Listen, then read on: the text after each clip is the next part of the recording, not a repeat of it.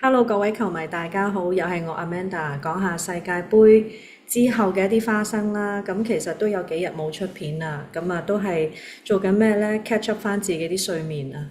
過去呢40幾日呢，老實講真係唔夠瞓啊。咁今次做一個突破，為咗自己嘅理想啦，真係報道咗今屆嘅世界盃啦。咁其實我都同大家澄清咗好多次，我唔係咩足球評述員嚇，我亦都唔係咩專業嘅記者，純粹係開個 channel 自己吹下水，等自己完成呢個做體育記者嘅夢想。但係呢，我發覺原來而家網上呢，真係都有不少嘅人呢，嗰啲意見有時都幾偏激嘅喎。尤其是唔知係咪因為我係一個女球迷啦。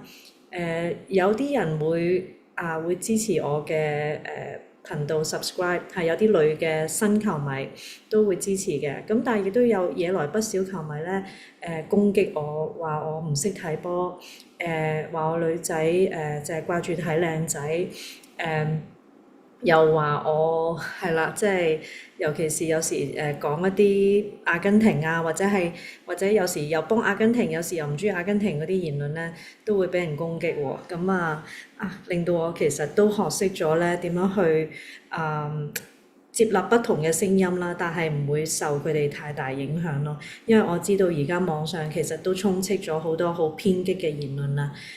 包括見到好多球評家啊，都會被人類似咁嘅攻擊。所以咧，我覺得做咗呢個 channel 之後咧，其實都可以練大自己個心臟嚇。睇完呢啲 comment，其實我真係冇乜 feeling 嘅，完全係啊。我覺得真係純粹自己嘅一個發表啦，係啊。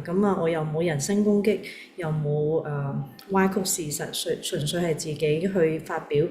所以其實人哋點講呢，對我影響都唔大嚇。所以在此聲明啦，有時我講嘅嘢未必係專業人士認同嘅，但係都唔緊要。我覺得網上都係一個自由嘅發表嘅地方啦。大家如果啱聽嘅咪鍾意聽咯，唔啱聽嘅我都冇辦法㗎。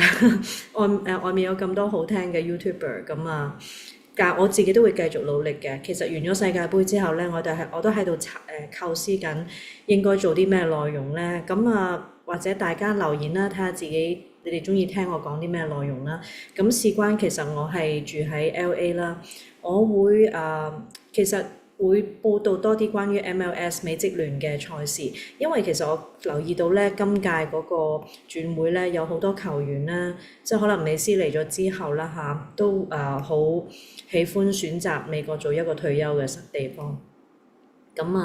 大家見到近排嘅新聞就係卡斯美路，巴西嘅卡斯美路，甚至啱啱收到嘅消息就係連尼馬，巴西嘅尼馬都會join 呢個 Inter Miami。即係其實呢隊碧咸同埋美斯嘅老闆嘅球隊咧，越嚟越唔係淨係收留阿根廷嘅退休球員啦，其實係收留埋巴西即係南美洲退休球員。因為前嗰排蘇亞雷斯啦，即係阿根廷嘅迪保羅啊，即係好多呢啲退役嘅南美球員咧，都去晒 Inter Miami 喎。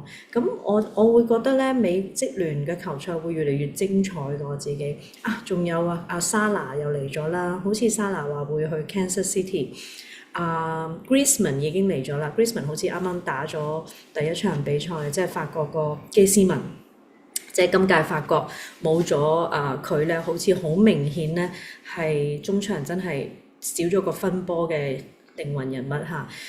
我自己其實好開心啊！有咁多呢啲好嘅球員嚟睇美職聯，等我哋喺美國嘅球迷再多啲睇到呢啲球星嘅風采啦。其實講返今屆世界盃咧，好多美國人係第一次睇波㗎，係啊，即係我喺機場遇到好多美國球迷，係因為美國隊去睇足球啦。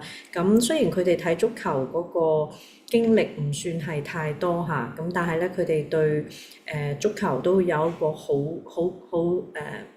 大嘅熱誠啊！跟住美國隊睇咗好多場波，我自己咧就可能會考慮講多啲美職聯嘅比賽啦嚇。如果呢個係大家喜歡嘅，我都會繼續嘅。